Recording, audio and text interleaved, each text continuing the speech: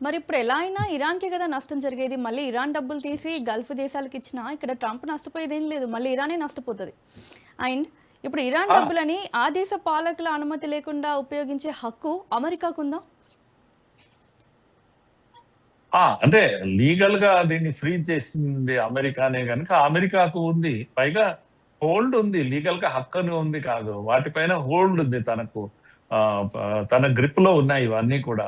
ఈ బ్యాంకులన్నీ కూడా గల్ఫ్ బ్యాంకులన్నీ కూడా అమెరికా చేతిలోనే ఉన్నాయి. పైగా అవి గల్ఫ్‌లో ఉన్న బ్యాంకులవన్నీ. కనుక తీసుకోవడము ఈజీ, ఇవ్వడము వీళ్ళకి ఈజీ. ఇప్పుడు ఎటొచ్చి నష్టపోయేది అసెట్స్ ఆ! బంగారు లాంటివి ఇవన్నీ కూడా ఉన్నాయి. నష్టపోయేది ఇరాన్. కనుక ఇరాన్ ఎలా రియాక్ట్ అయితుంది అనేది ఆహ్, చాలా చాలా పెద్ద ప్రశ్న ఇది. కనుక యూఎస్ ట్రెజరీ ఆల్రెడీ ఆర్డర్స్ ఇచ్చేసింది అని అంటున్నారు. US treasury will attempt to redirect Iran assets to Gulf states for rebuilding and repairs of damage caused by Iran అని యుఎస్ ట్రెజరీ ఇచ్చినటువంటి స్టేట్మెంట్. అంటే ఇప్పుడు రీడైరెక్ట్ చేసేసింది ట్రెజరీ, యుఎస్ ట్రెజరీ చేసేస్తే US ట్రెజరీకి rights ఉన్నాయి దీని మీద. అంటే డైరెక్ట్ గా ఇరాన్ అదేంది గల్ఫ్ దేశాలకి డబ్బులు వెళ్ళిపోతాయి. కనుక treasury secretary Scott Besant CNN తో వీటితో కూడా మాట్లాడాడు. కువైట్, బహ్రెయిన్, యుఏఈ వీటన్నిటి కూడా లెక్కలేయమని చెప్పారు. టాలీ కాస్ట్ ఎంత అయింది లెక్కలేయండి అండ్ ప్లాన్ చేయండి ఇరానియన్ అసెట్స్ ను పంపించడానికి అని ఆర్డర్స్ కూడా ఇచ్చారు. కనుక ఇప్పుడు ఈ ఫ్రోజన్ అసెట్స్ ఏవేవి ఇవన్నీ ఆల్రెడీ డిమార్కేట్ చేసి ఉన్నాయి రెడీగా. కనుక దాని క్యాష్ రూపంలో ఈ దేశాలకు పంపడానికి అవకాశం ఉంది. సో మహసిన్ రెజాయ్, ఇది adviser to Iran supreme commander, ఆయన సిఎన్ఎన్ తో అన్నాడు, ఇప్పుడు మేము పీస్ డీల్ చేస్తున్నటువంటి టైంలో యుఎస్ ఇలాంటి మేము $24 బిలియన్ మాకు రిలీజ్ చేయండి అని మేము అడుగుతున్న సమయంలో మీరు ఇలాంటి ఒక ప్రపోజల్ తీసుకురావడము దుర్మార్గము అని చెప్పాడు. ఇంకా కంప్లీట్ ఇరాన్ స్టేట్మెంట్ రాలేదు. అయితే ఇదంతా మనం చూడాల్సిన విషయం ఏంటంటమ్మా, June 3, 4 ఈ టైంలో జరిగినటువంటి ఏంటి అంటే ఇరాన్ కూడా ఊరికే ఏమో ఉండలేదు. మిసైల్స్ డ్రోన్స్ ను స్ట్రైక్ చేసింది కువైట్ పైన. చాలా ఒక వ్యక్తి చనిపోయారు, సుమారుగా ఒక 100-200 మంది గాయపడ్డారు కువైట్ లో. ఇవన్నీ జరిగాయి.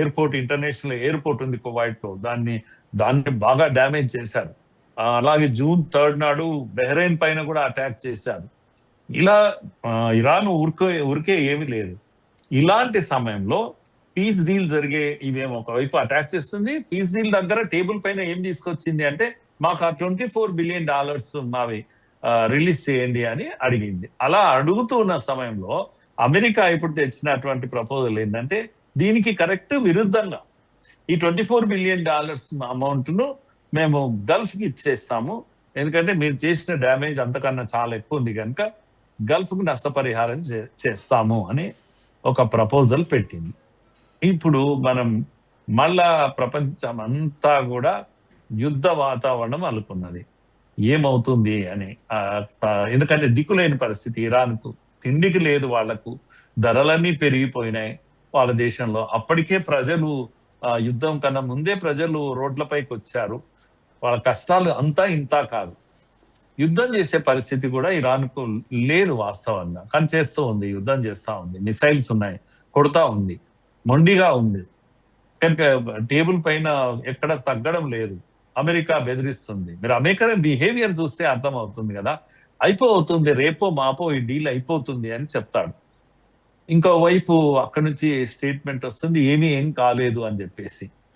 మీరు ఇజ్రాయిల్ ను అడుగుతాడు, నెతన్యాహును అడుగుతాడు, ఏమయ్యా యుద్ధం మీకోసం మేము చేస్తున్నాం, మీకేం పిచ్చి పట్టిందా, మీరు దానిపైన లెబనాన్ పైన ఎందుకు దాడి చేస్తున్నారు, ఆపేసేయండి అని తిడతాడు. మేము ఆపేదే లేదని నెతన్యాహు చెప్తున్నాడు.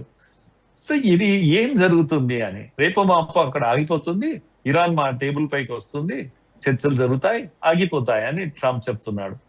మరి ఇవన్నీ చెప్తున్న వ్యక్తి ఏమంటున్నాడు, వాళ్ళు అడుగుతున్న డిమాండ్ $24 బిలియన్ ఏదైతుందో అసెట్స్ ను అవన్నీ కూడా మాకు ఇవ్వండి మొర్రో అని ఇరాన్ అడిగితే మేము అక్కడ గల్ఫ్కి ఇస్తామని ఒక కొత్త ప్రపోజల్ పెట్టాడు ఇప్పుడు.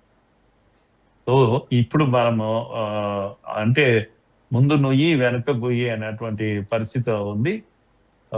అంతర్జాతీయ బ్యాంకుల్లో ఉన్నటువంటి ఇరాన్ సొమ్ము ఏదైతుందో అది బ్లాక్ చేసి ఉంది, కంప్లీట్ గా లీగల్ గానే బ్లాక్ చేసింది. ఇవి కాకుండా ఆంక్షలు రాకముందు నుంచే అనేక దేశాల్లో ఇరాన్ తమ సొంత ప్రభుత్వమే కొనుగోలు చేసింది, భవనాలు కొనుగోలు చేసింది, భూములు కొనుగోలు చేసింది, ఎన్నో కంపెనీలు కొనుగోలు చేసింది, పెట్టుబడులు పెట్టింది, బంగారు నిల్వలు ఉన్నాయి వేరే వేరే దేశాల్లో, అవన్నిటిని కూడా అమెరికా బ్లాక్ చేసి పెట్టింది. కనుక ఇరాన్ దగ్గర డబ్బులు లేవని కాదు, సంపద లేదని కాదు, తన చేతిలో లేదు. ఇప్పుడు అమెరికా యొక్క దీంట్లో ఆధీనంలో ఉన్నందుకు ఒక రకంగా ఇరాన్ ఇరుక్కుపోయినటువంటి ఒక పరిస్థితి, ఒక సందిగ్ధ పరిస్థితి. వేచి చూడాలి మరి ఏమవుతుంది, ఇరాన్ ఎలా తిరగబడుతుంది, ఇరాన్ కు మద్దతుగా చైనా ఏమన్నా దిగుతుందా రంగంలోకి? ఎందుకంటే ఎక్కడ తెగడం లేదు, చాలా భారం అంతా ఇప్పుడు ఇండియా పైన పడుతుంది, చైనా పైన పడుతుంది. పెద్ద దేశాలు ఇవి, పెట్రోలియం పదార్థాలు అన్ని వాడేది మనమే కదా, ఈ రెండు దేశాలే కదా ప్రపంచంలోనే అత్యధికంగా. ఎంతకాలం ఎదురు చూస్తాం?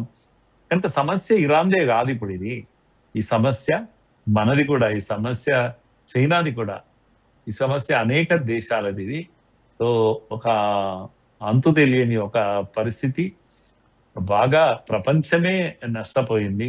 గల్ఫ్ కూడా ఏ పాపం చేయకుండానే గల్ఫ్ నష్టపోయింది. సో ఏం చేస్తాడు ట్రంప్?